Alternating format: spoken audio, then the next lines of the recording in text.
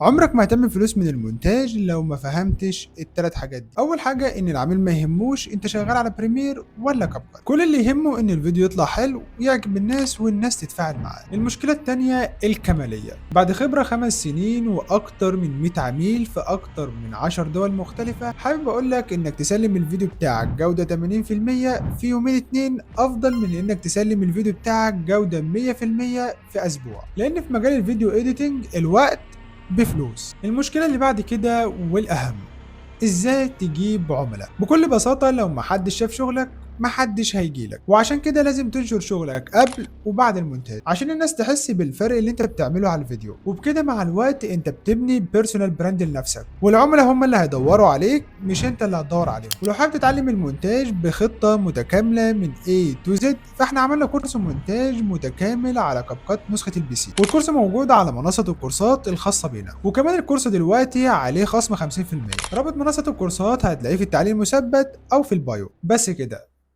سلام.